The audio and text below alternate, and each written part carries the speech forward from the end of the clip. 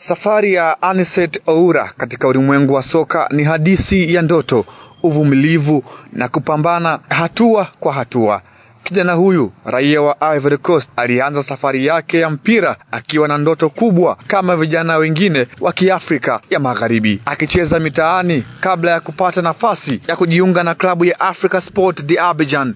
Hapa ndipo kipaji chake kilianza kuonekana wazi, hasa uwezo wake wa kasi, nguvu na ufungaji, hali iliyomfanya aanze kuvutiwa macho ya wadau wa soka mapema. Baada ya kuonesha uwezo mkubwa nchini kwao, Oura alipata nafasi ya kwenda kucheza nje ya nchi, hatua iliyomfungulia mlango wa soka la kimataifa. Safari yake ilimpeleka Ulaya, nchini Armenia, ambako alijiunga na Lori FC. Licha ya kuwa mbali na nyumbani na kukataa na changamoto za hali ya hewa na mifumo mipya ya soka, alitumia kipindi hicho kujifunza, kukomaa kimbinu na kujijengea ujasiri kama mchezaji wa ushindani wa juu. Baada ya muda, Oura alirejea Ivory Coast na kujiunga na ASEC Mimosas, klabu kubwa yenye historia ya kulea na kutoa vipaji vingi barani Afrika. Akiwa hapa alipata uzoefu wa mashindano ya Afrika, akijifunza soka la kasi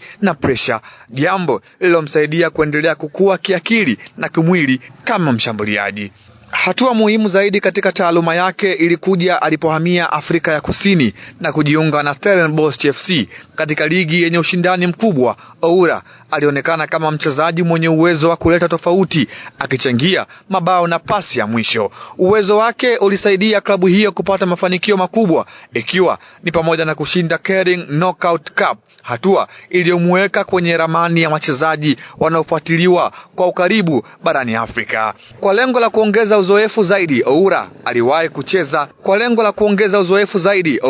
aliwahi kucheza katika ligi ya Qatar kwa klabu ya Muaitha Sport Club kabla ya kurejea Ulaya na kusaini na IF Gunstan ya Finland. Hatua hizi zilimpa fursa ya kucheza katika mazingira tofauti ya soka, jambo lililoongeza upeo wake na kumfanya awe mchezaji aliyekomaa zaidi na tayari kwa changamoto kubwa.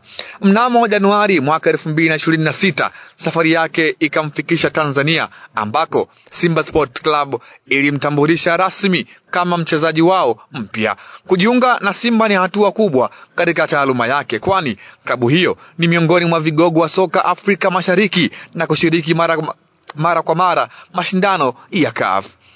Mashabiki wa Simba sasa wanatazamia kuona kama Anicet Oura ataweza kugeuza uzoefu wake wa kimataifa kwa mafanikio ndani ya uwanja na kuandika ukurasa mpya wa historia akiwa amevaa jezi nyekundu ya wekundu wa Msimbazi. Makala hii imeandikwa na kusoma nami Leopard John, sauti ya mvua. Hadi wakati mwingine, na hii ni Anuari TV.